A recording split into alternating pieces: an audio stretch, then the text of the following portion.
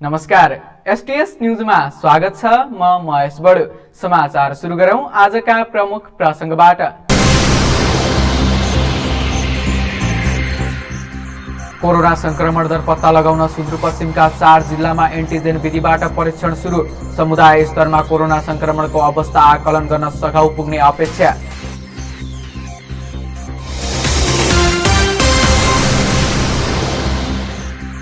कञ्चनपुरको एक सहकारीकी अध्यक्ष सर्वसाधारणको लाखौं रकम लिएर फरार। खोजी कार्य र असुलका लागि पीडितद्वारा प्रहरीमा निवेदन।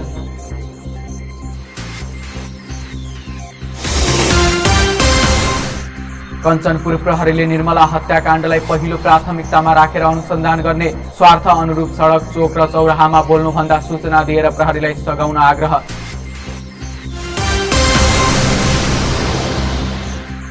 नगरको समृद्धि र विकासका लागि सबै जनप्रतिनिधि एक भएर अघि बढेको भीमदत्त नगरपालिकाको दाबी। स्वास्थ्यमा नगरवासीको सहज पहुँचका लागि पूर्वाधार निर्माण र जनशक्ति व्यवस्थापनमा जोड। आज अचानक मलाई काकुले किन बोलाएछ? ल रतुवा, अब अरु केही पाउँदैनस्, रक्षा चाहिँ तेरी भाइ। मलाई रक्षा मात्र होइन काकु, पूजा पनि चाहिन्छ एभ्रीडे। होइन के भन्दैछ है रक्षा? यो पूजा पनि? को पूजा? रक्षालाई सोध्नै पर्दैन, उसलाई सब थाहा छ। हो काकु, मलाई पनि पूजा त चाहिन्छै चाहिन्छ। राम राम राम राम, के सुन्दैछु म? यो सुन्ने कुरा होइन काकु, आने कुरा हो के? पेट पूजा तयारी चाउचाउ, जहाँ भोक हुन्छ त्यहाँ पेट पूजा हुन्छ। कुरा बुझ्नु भयो नि काकु, पेट पूजा गर्नु परिगो, ल्याउनु परिगो, सकिगो नि। अब समाचार विस्तारमा। नेपाली कांग्रेसले प्रतिनिधि सभा विघटनको विरोधमा बिहीबार देशभरका ओडाहरूमा प्रदर्शन गरेको छ। प्रधानमन्त्री केपी शर्मा ओलीले चालेको कदम देशको संविधान र जनभावना विपरीत रहेको भन्दै कांग्रेसले निरन्तर विरोध गरिरहेको छ। प्रतिपक्ष दलहरूले देशमा मध्यावधि चुनाव नचाहने भए पनि संविधान भन्दा माथि उठेर गरिएको व्यक्तिगत निर्णयले राष्ट्र र राष्ट्रियता नै खतरामा पर्ने भएकाले संसद पुनर्स्थापनाको पक्षमा आवाज उठाइरहेको कांग्रेसको भनाइ छ। प्रमुख प्रतिपक्ष दल नेपाली कांग्रेसले संसद पुनर्स्थापनाको पक्षमा केही समयदेखि निरन्तर विरोध प्रदर्शन गरिरहेको छ। केन्द्र, प्रदेश, जिल्ला हुँदै अघि बढेको विरोध स्थानीय ओडा तथा टोलसम्म पुगेको छ। धनगढी उपमहानगरपालिका लगायत देशैभरिका ओडाहरूमा बिहीबार प्रदर्शन गरिएको हो। धनगढी उपमहानगरपालिका वडा नम्बर 3 ले आयोजना गरेको विरोध सभालाई सम्बोधन गर्दै नेपाली कांग्रेसका युवा नेता केशव मिश्रले नेकपा भित्रको भागबण्डाको लडाईँले देशलाई सङ्कटमा धकेल्ने काम भइरहेको बताउनुभयो। कम्युनिस्टहरूको एकता देशको विकास र समृद्धिका लागि नभई सत्ता र स्वार्थका लागि भएकाले देश समस्यामा परेको उहाँको भनाइ छ। यो देशको नेतृत्वमा 50 वर्षहरू कोही आउँदैन भन्नेहरूले आज आमा नेपाल आमालाई आइसोलेसनमा राखेर, नेपाल आमालाई भेन्टिलेटरमा राखेर आज भागबण्डाको लडाई कोही बालुवाटारबाट गर्दैछन्, कोही रोडबाट गर्दैछन्। त्यसैले यो देशलाई छिन्नभिन्न पार्ने, यो नेपाल आमालाई छिन्नभिन्न पार्ने काममा आज कम्युनिस्टहरू लागिपरेका छन्। त्यसैले आज हामीले बुझ्न जरुरी छ। हामीले त भनेका थियौँ यिनीहरूको स्वार्थले यिनीहरू मिलेका हुन्। हामीले भनेका थियौँ यिनी कुरै यो देश बनाउनका लागि मिलेका होइनन्। साथीहरू, आज पेट्रोलवाला गाडी र डिजलवाला गाडी एउटैमा मिलेका छन्। भन्दैछन् डिजल हाले पनि हुन्छ, पेट्रोल हाले पनि हुन्छ।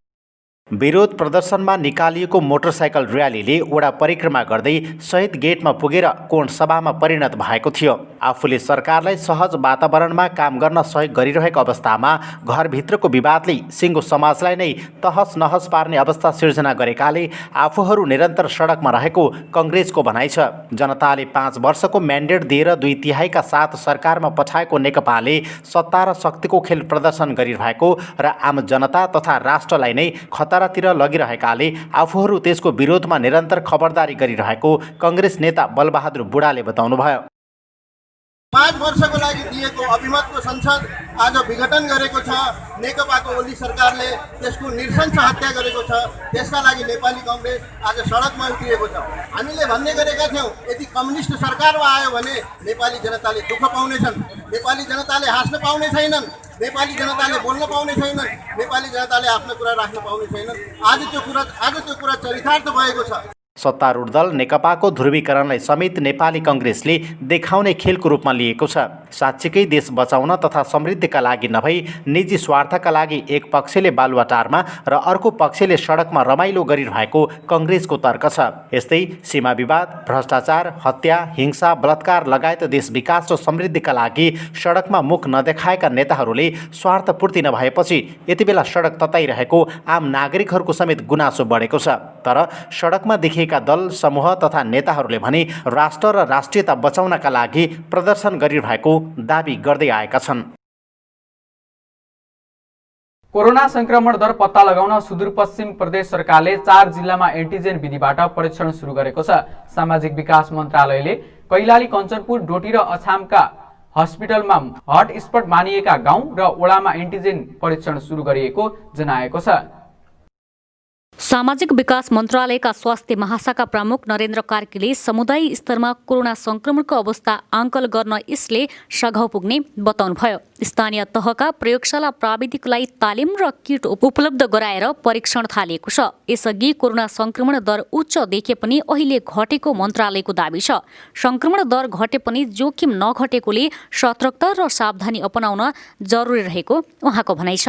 प्रदेश स्वास्थ्य निर्देशनालय डाक्टर गुणराज अवस्थीले एन्टिजेन प्रविधिबाट 1 घण्टामै परीक्षण रिपोर्ट आउने र अभियान सञ्चालन गरेका सबै क्षेत्रको संक्रमण दर थाहा पाउन 10 दिन लाग्ने बताउनुभयो। स्वास्थ्य कार्यालय प्रमुख ललित धामीले कैलालीका 13वटै स्थानीय तहमा एन्टिजेन परीक्षण सुरु भइसकेको जानकारी दिनुभयो। प्रदेश स्वास्थ्य निर्देशनालयका अनुसार अहिले सुदूरपश्चिमका 4वटा प्रयोगशालामा दिनभर बढीमा 200 जनासम्मको PCR परीक्षण भइरहेको छ, जसमध्ये औसत 10 देखि 15 जनामा संक्रमण देखिने गरेको छ।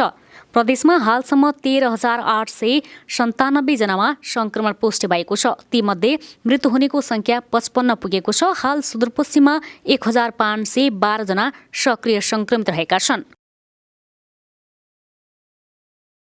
नेकपा स्थायी कमिटी सदस्य तथा पूर्व उपप्रधानमन्त्री भीम रावलले प्रधानमन्त्री केपी शर्मा ओलीले जनतामाथि निरङ्कुशता लाद्न खोजेको आरोप लगाउनु भएको छ। बिहीबार कञ्चनपुरमा आयोजना गरिएको विस्तारित बैठक तथा कार्यकर्ता भेलालाई सम्बोधन गर्दै उहाँले प्रधानमन्त्री ओलीको सपना पूरा हुन नदिने जिकिर समेत गर्नुभएको हो। नेकपा सुदूरपश्चिम इन्चार्ज समेत रहनुभएका नेता रावलले नेपाल कम्युनिस्ट पार्टी नेकपाको कञ्चनपुर जिल्ला विस्तारित बैठक तथा अगुवा कार्यकर्ता भेलालाई सम्बोधन गर्दै प्रधानमन्त्री केपी शर्मा ओलीको पार्टी फुटाएर छिन्न भिन्न गर्ने र नेपाली जनतामाथि निरङ्कुशता लाद्ने सपना कहिले पूरा नहुने बताउनु भएको छ। पार्टीको विधान बमोजिम बहुमत केन्द्रीय सदस्यको संख्या आफूहरूसँग रहेकाले आधिकारिक नेकपा आफ्नो समूह भएको दाबी गर्नुभयो। साथै उहाँले प्रधानमन्त्री ओलीलाई जनताले दिएको मतको अपमान गर्दै संसदबाट भागेको भगौडा संज्ञा दिनुभयो। ओलीको पथ भनेको ज्ञानेन्द्र र जङ्गबहादुरको पथ हो। अब भन्नुहोस् हामी कुन पथमा हिँड्यौँ? यति बेला ऐतिहासिक मूर्खता गर्नुभएको छ, विवेकहीनता गर्नुभएको छ। उहाँले हामी सबैको सपना र लक्ष्यमाथि प्रहार गर्नुभएको छ र एउटा मैमत्त साँडे जस्तै सिंहदरबार सिंहासनमा बसेर फेरि नयाँ नयाँ प्रकारका घात प्रतिघात षड्यन्त्रका प्रपञ्च रचिरहनु भएको। यिनीहरूको एकताले गठबन्धनले तपाईले नायकबाट महानायक बन्ने सौभाग्य प्राप्त गर्नुभयो। तर तपाईको बुद्धिमा के बिर्को लाग्यो? आज तपाई महानायकबाट गिरेर खलनायकमा झर्नु भएको छ। कार्यक्रमलाई सम्बोधन गर्दै नेकपा सुदूरपश्चिम सह इन्चार्ज खगराज भट्टले प्रधानमन्त्री ओली राजा ज्ञानेन्द्र र जङ्गबहादुर राणाको मार्गमा हिँडिरहेको आरोप लगाउँदै संसद भङ्ग गरेर विवेकहीन र मूर्खतापूर्ण काम गरेको बताउनुभयो। जनताले महानायक बनाउन खोजिएको भए पनि सत्ता र शक्तिको आडमा संविधान विपरीतको कदम चालेको टिप्पणी गर्नुभयो। नेपाल कम्युनिस्ट पार्टीको एकतालाई छिन्न भिन्न पार्छु भन्दैमा नेपाली जनतामाथि म फेरि निरङ्कुशता थोपर्छु भन्दैमा तिम्रो त्यो सपना पूरा हुनेवाला छैन। सुदूरपश्चिमका जनताले जुन बेला डलदुरामा एक स्थान र टिकापुरमा एक स्थान बाहेक सम्पूर्ण स्थानमा सुदूरपश्चिमबाट त्यत्रो तपाईहरूको मत अभिमतको कदर गर्नुपर्ने कुनै आवश्यकता ठान्नु भएन। कम से कम अर्को पार्टी त्यति बेलाको नेकपा माओवादी केन्द्रको तर्फबाट कमसेकम पनि यहाँबाट मन्त्रीहरू राखियो। तर आज धनगढीमा आएर जनतामा भ्रम फैलाउनको लागि केपी शर्मा ओलीजी भन्नुहुन्छ मैले त 4 जना मन्त्री बनाएँ, मेरो प्रशंसा गर्नुपर्छ। र जुन 4 जना मन्त्री पदको दुरुपयोग गरेर असर चलाउनु भएको छ, हामी प्रशंसा होइन, त्यसको जति निन्दा गरे पनि त्यो कम हुन्छ। कार्यक्रममा प्रचण्ड नेपाल समूहका अधिकांश नेता तथा कार्यकर्ताहरूको सहभागिता रहेको थियो। सुदूरपश्चिमका अभियन्ता तथा सञ्चार उद्यमी गोपाल हमालले निशुल्क रूपमा महाप्रस्थान यान अर्थात् सब वाहन सञ्चालनमा ल्याउने घोषणा गर्नुभएको छ। धनगढीमा पार्थिव शरीर बोक्ने वाहनको चरम अभाव हुँदा मृतकका शोकाकुल आफन्तजनले भोग्दै आएको समस्या समाधानका लागि यो पहल गरेको उहाँले जानकारी दिनुभएको छ। सामाजिक अभियन्ता गोपाल हमालले महाप्रस्थान यानको नाम दिएर सब वाहन सञ्चालनमा ल्याउने बताउनु भएको छ। पार्थिव शरीरलाई सम्मानसहित अन्तिम संस्कारका लागि मसानघाटसम्म लैजान निशुल्क रूपमा सो यान सञ्चालन हुनेछ। धनगढीमा बिहिबार पत्रकार सम्मेलन गर्दै अभियन्ता हमालले चालु आर्थिक वर्ष 2077-78 भित्रै सो यान सञ्चालनमा ल्याउने गरी तयारी भइरहेको बताउनुभयो। कुनै पनि सवारी साधनले पार्थिव शरीर बोक्न नमान्ने भएकाले महाप्रस्थान यान सञ्चालनमा ल्याउन लागेको उहाँले बताउनुभयो। यो अगाडिको भाग र यो खाली चेसिस यहाँ आउँछ, यो केबिन चाहिँ बनेकै आउँछ। अब यो बडी हामी यहाँ बनाउँछौँ, यो सबै खुला हुन्छ, यो बिचमा चाहिँ अग्लो हुन्छ, यो यहाँ पार्थिव शरीर राखिन्छ, जसलाई चाहिँ जसको दर्शन चाहिँ नि बाटोबाट हेरेर पनि गर्न सकिन्छ। त्यस कारण यसलाई खुला रूपमा हुन्छ। र यो सिट अगाडिपट्टि फर्केको छ, यो यसरी साइडमा फर्केको हुन्छ, यो साइडमा फर्केर यहाँ चाहिँ क्रियापुत्रीहरू अगाडिपट्टि चाहिँ नि यो मृतकको चाहिँ नि फोटो यसमा राखिन्छ र यो फोटो चाहिँ नि यहाँ हुन्छ। यसले गर्दाखेरि बाटो हिँड्ने मान्छेलाई पनि को गएको छ भन्ने पनि थाहा हुन्छ। महाप्रस्थान यानको लागत 30 लाख रुपैयाँ अनुमान गरिएको छ। यानभित्र पार्थिव शरीर र क्रियापुत्री बस्न मिल्ने छुट्टा छुट्टै क्याबिन रहनेछ। यानको अगाडिको भागमा फुलमालासहित मृतकको फोटो राख्न मिल्ने व्यवस्था गरिनेछ। सो यान धनगढी उपमहानगरपालिका स्थित मोहना नदी आर्यघाट र गोदावरी नदी आर्यघाटसम्म सञ्चालन हुने जनाइएको छ। हालका लागि यान व्यवस्थापनको जिम्मेवारी समाजसेवी सिद्धराज पनेरुलाई दिइएको छ।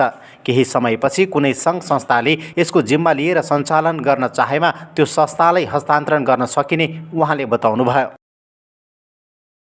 कञ्चनपुरको एक सहकारी संस्थाकी अध्यक्षले शेयर सदस्य तथा सर्वसाधारणको लाखौं रकम लिएर फरार भएकी छिन्। शुक्लफाटा नगरपालिका वडा नम्बर 1 स्थित साना किसान कृषि सहकारी संस्था लिमिटेड पिपलाडी शाखाकी सञ्चालक समिति अध्यक्ष कलावती नेपाली रकम लिएर फरार भएकी हुन्। आफै सञ्चालक समिति अध्यक्ष रहेको साना किसान कृषि सहकारी संस्थाका साथै नेपाल ग्रामीण विकास लघुवित्त संस्था लिमिटेड, उदयदेव बहुउद्देश्य सहकारी संस्थाको झलारी शाखा लगायतका विभिन्न संस्थाबाट विभिन्न व्यक्तिको नाममा करिब 80 लाख रुपैयाँ भन्दा बढी रकम निकालेर उनी केही महिनादेखि फरार छिन्। पीडित महिलाहरूको उजुरीपछि शुक्लफाटा नगरपालिकाको 1 नम्बर वडा कार्यालयको अस्थायी प्रहरी पोस्टको कार्यालय वंशालाई खोज तलास तथा असुल गराइदिने भन्दै पत्रचार गरेको छ।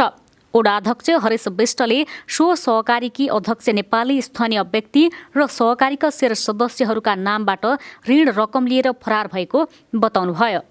गाउँका वृद्धबाट समेत रकम लिएर अध्यक्ष नेपाली एकाएक सम्पर्कविहीन भएपछि उनको खोजी कार्य थालेको पीडित महिलाहरूले बताएका छन्। हम सादा सिधा आइमाईलाई ठगेर हामीलाई सिग्नेचर गराएपछि हामीलाई थाहा थिएन सर, के थाहा थिएन।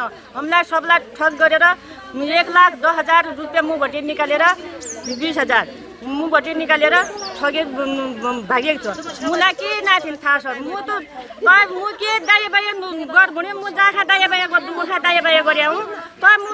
मलाई के नाथिन। साना किसानको अध्यक्ष हो, साना किसानको अध्यक्षले आफै अध्यक्ष हो, बट आफै रिसु गरे हो सर, कोही नै हो। अदर सहकार के भन्नु तिर भन्नु छ। जनजा 8-9 वर्ष भइहाल, 6 वर्ष भइहाल, 6 वर्ष हम इन्डिया हम सहकार कहाँ जा रहे थे। और हामीलाई तू गए मोसिरा महिना गएको, मोसिरा कहाँ 9 गते गएको।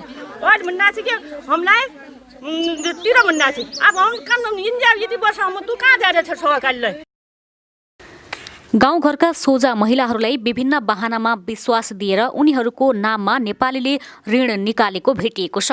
ठगी कार्यमा उनी सञ्चालक समिति अध्यक्ष रहेको सहकारीका कर्मचारीहरूको समेत मिलिमित्त रहेको आशंका गरिएको छ।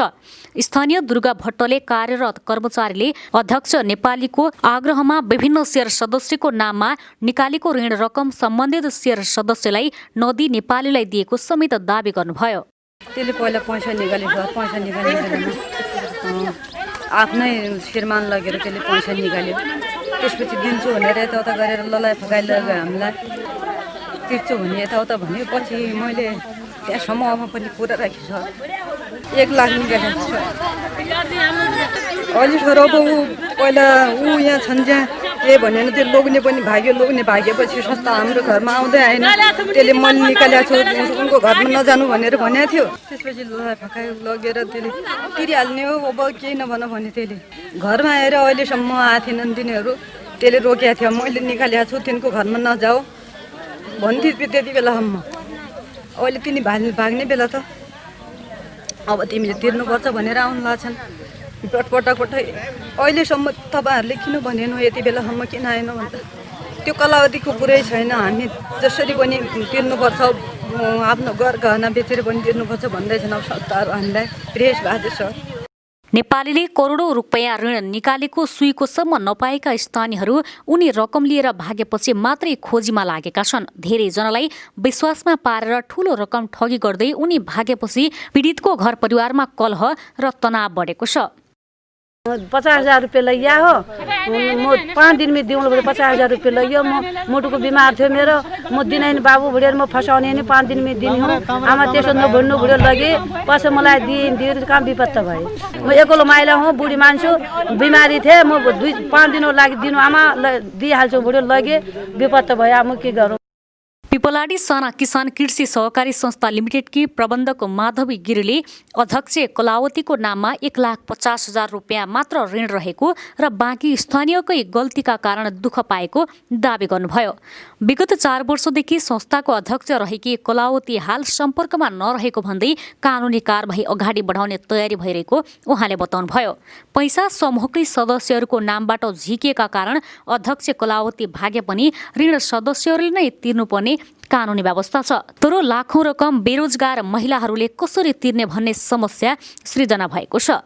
सरकारले निर्वाचनको मिति घोषणा गरेसँगै जिल्ला निर्वाचन कार्यालय कैलालीले तयारी थालेको छ। सरकारले प्रतिनिधि सभा विघटन गरी 2078 वैशाख 17 र 27 गते निर्वाचन गर्ने घोषणा गरेपछि कार्यालयले मतदान स्थल थप्ने, केन्द्र हेरफेर गर्ने र त्रुटि सच्याउने काम सुरु गरेको हो। एसटीएस न्यूजमा अब एकैछिन ब्रेकमा जानु अघि प्रमुख समाचार पुनः एकपटक।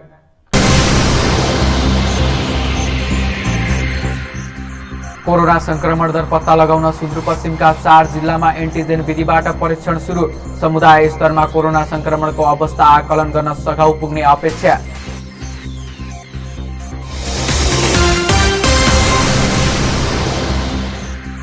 कञ्चनपुरको एक सहकारीकी अध्यक्ष सर्वसाधारणको लाखौं रकम लिएर फरार। खोजी कार्य र असुलका लागि पीडितद्वारा प्रहरीमा निवेदन।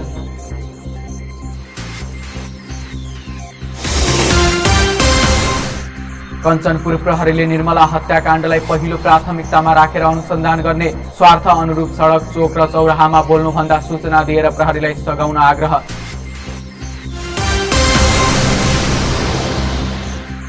नगरको समृद्धि र विकासका लागि सबै जनप्रतिनिधि एक भएर अघि बढेको भीमदत्त नगरपालिकाको दावी। स्वास्थ्यमा नगरवासीको सहज पहुँचका लागि पूर्वाधार निर्माण र जनशक्ति व्यवस्थापनमा जोड। आज अचानक मलाई काकुले किन बोलाएछ? ल रतुवा, अब अरू केही पाउँदैनस्, रक्षा चाहिँ तेरी भाइ। मलाई रक्षा मात्र होइन काकु, पूजा पनि चाहिन्छ एभ्रिडे। होइन के भन्दैछ है रक्षा? यो पूजा पनि को पूजा? रक्षालाई सोध्नै पर्दैन, उसलाई सब थाहा छ। हो काकु, मलाई पनि पूजा त चाहिन्छै चाहिन्छ। राम राम राम राम, के सुन्दैछु म? यो सुन्ने कुरा होइन काकु, आने कुरा हो के? पेट पूजा तयारी चाउचाउ, जहाँ भोक हुन्छ त्यहाँ पेट पूजा हुन्छ। कुरा बुझ्नु भयो नि काकु, पेट पूजा गर्नु परिगो, ल्याउनु परिगो, सकिगो नि। ब्रेकपछि एसटीएस न्यूजमा स्वागत छ। अब बाँकी समाचार।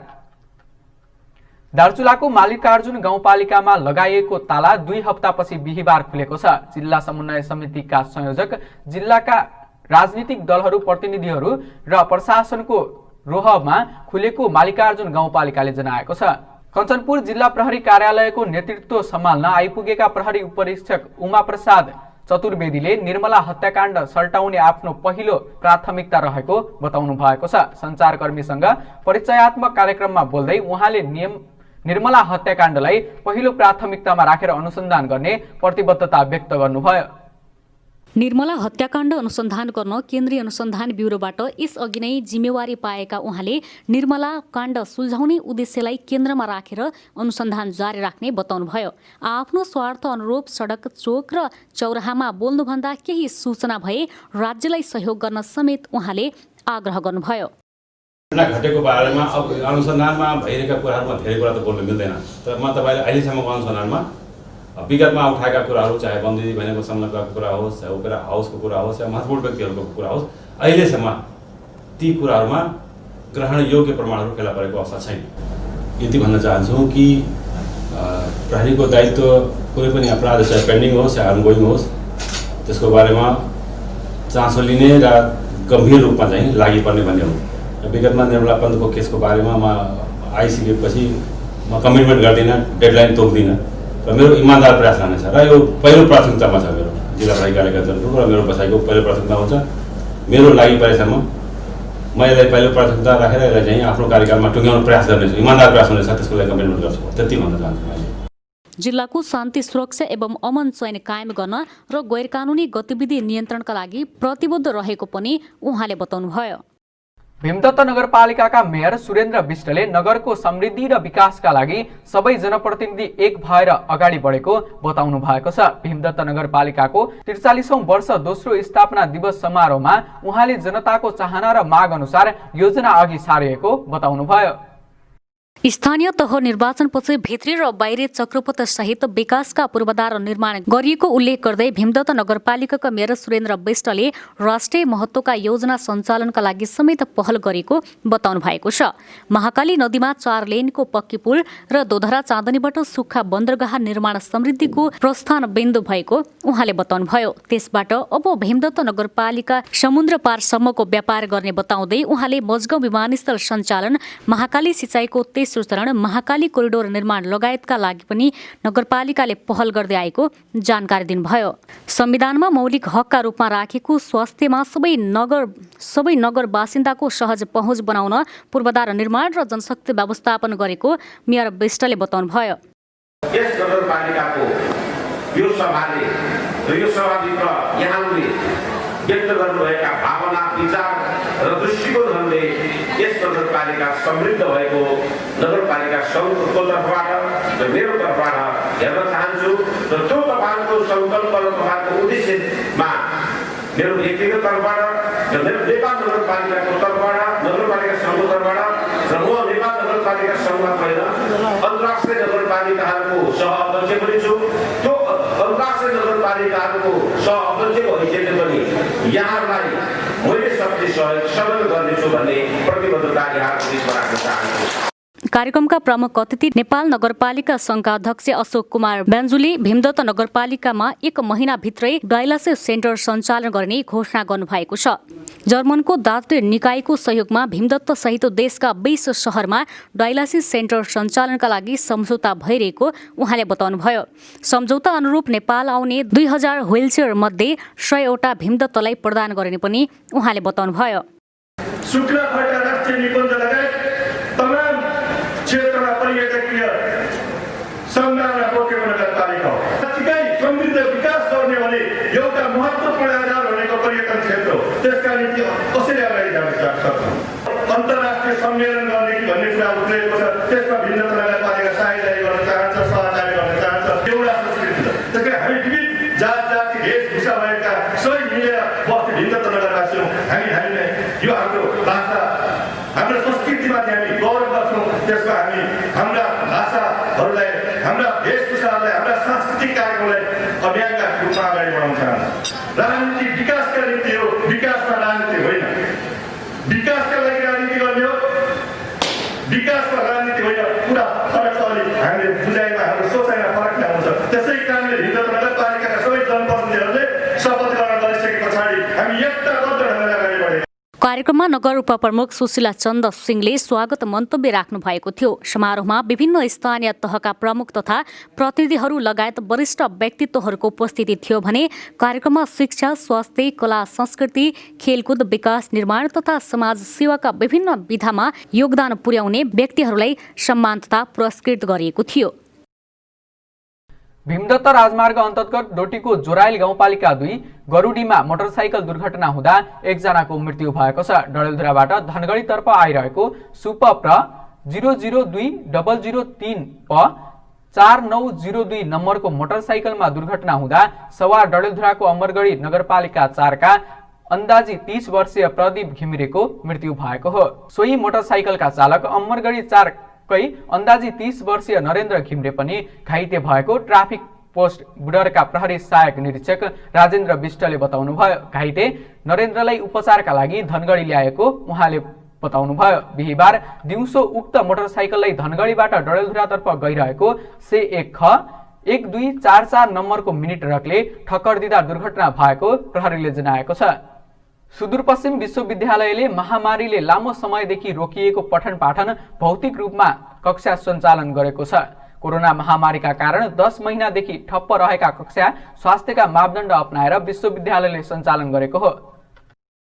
कोरोना महामारीको समयमा पनि अनलाइन परीक्षा सञ्चालन गर्न सफल सुदूरपश्चिम विश्वविद्यालयले कोरोना संक्रमण घटेपछि आवश्यक सुरक्षा मापदण्ड अपनाएर शैक्षिक कार्यक्रम सञ्चालन गरेको हो। पुस 6 गतेदेखि अनलाइन कक्षा सञ्चालन गरेको विश्वविद्यालयले एक सूचना जारी गर्दै बिहीबारदेखि भौतिक कक्षा सञ्चालन सुरु गरेको हो। भौतिक रूपमा कक्षा सञ्चालन भएपछि विद्यार्थी खुसी भएका छन्। भौतिक कक्षा सञ्चालन भएपछि उत्साह थपेको विद्यार्थी विकास सिंह महताले बताउनुभयो।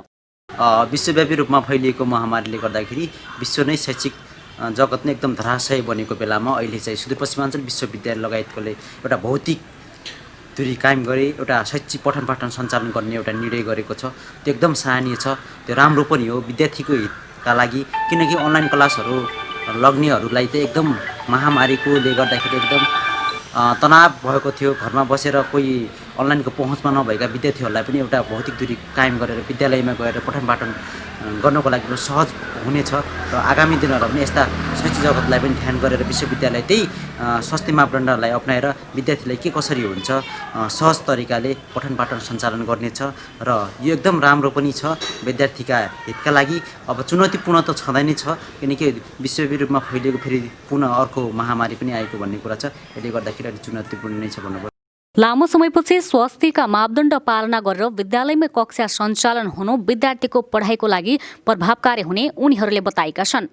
कोभिडको प्रभावबाट थला परेको क्षेत्रमा पनि बिस्तारै अवस्था सामान्य हुँदै गएपछि कक्षा सञ्चालन गर्ने निर्णय उपयुक्त भएको विद्यार्थी दीपक चन्दले बताउनुभयो।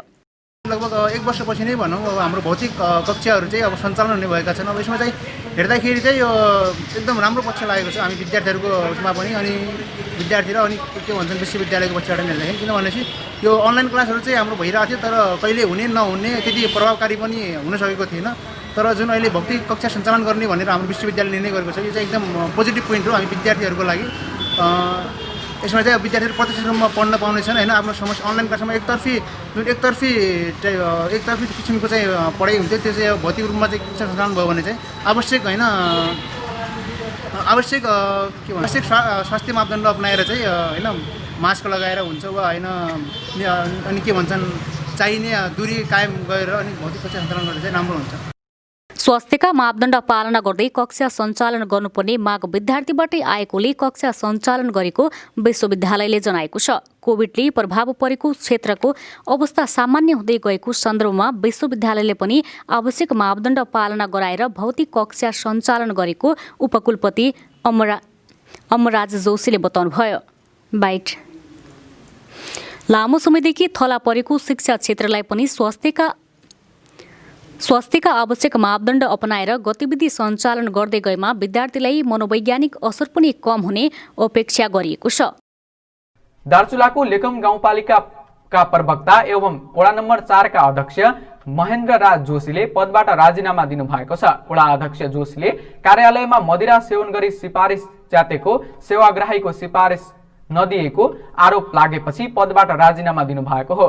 वडा अध्यक्ष जोशीले अधिकार क्षेत्र नै नभएका गाउँपालिकाका प्रमुख प्रशासकीय अधिकृतलाई र राजीनामा पत्र बुझाउनु भयो। प्रमुख प्रशासकीय अधिकृत वीरबहादुर एरले वडा अध्यक्ष जोशीले आफूलाई राजीनामा पत्र बुझाएको र आफूले यो आफ्नो कार्यक्षेत्र नभएकाले गाउँपालिका अध्यक्षलाई बुझाउन पत्र दिएको बताउनु भयो। वडा अध्यक्ष जोशीले कार्यालयमा मदिरा सेवन गरी अपशब्द प्रयोग गरेको आरोप लागेको छ।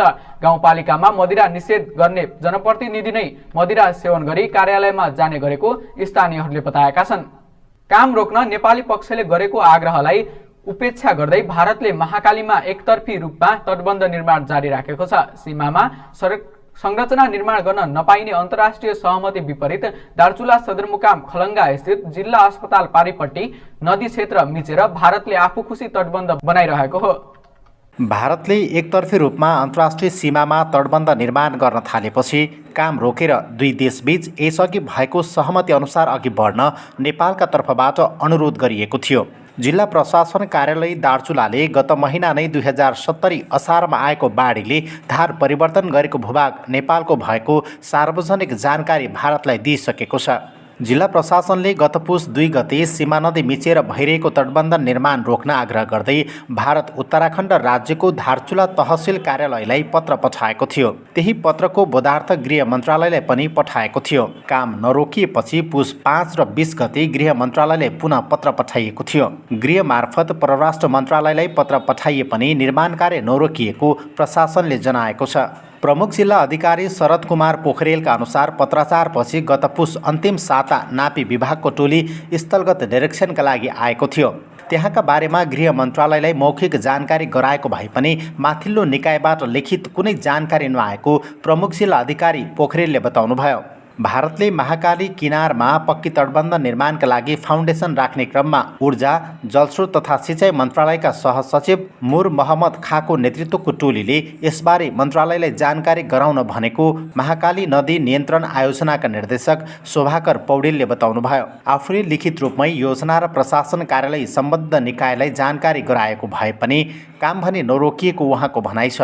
भारतले अहिलेसम्म तटबन्धनको फाउन्डेसनका लागि करिब 80 मिटर खनिसकेको छ र 20 मिटरमा फाउन्डेसन राखेको छ। नदीले धार परिवर्तन गरेको भए पनि नेपाल र भारतको संयुक्त सीमा सर्वेक्षण टोलीले बिन्दु किटान गरिसकेकाले त्यही आधारमा संरचना बनाउनु पर्ने नेपाली अधिकारीहरूको भनाइ छ। उनीहरूको अनुसार संयुक्त सर्वेक्षण टोलीले निर्धारण गरेको बिन्दुलाई आधार मानेर दुवै क्षेत्रका अधिकारीहरूको समन्वयमा सीमामा संरचना निर्माण गर्ने सहमति भएको थियो। समाचार सक्नुअघि अन्तमा मुख्य समाचार पुनः एकपटक।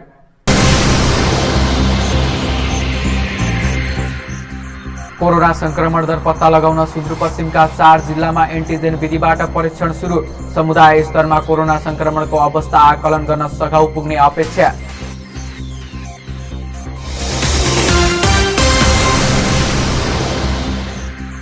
कञ्चनपुरको एक सहकारीकी अध्यक्ष सर्वसाधारणको लाखौं रकम लिएर फरार। खोजी कार्य र असुलका लागि पीडितद्वारा प्रहरीमा निवेदन।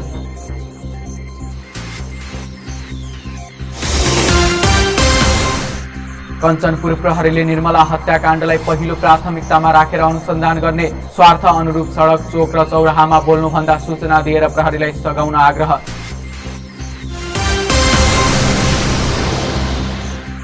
नगरको समृद्धि र विकासका लागि सबै जनप्रतिनिधि एक भएर अघि बढेको भीमदत्त नगरपालिकाको दाबी।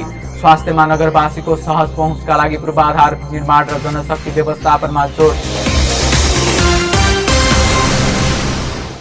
हस्त अहिलेलाई समाचार सकियो। हामी सबैलाई बिदा दिनुहोस्। नमस्कार।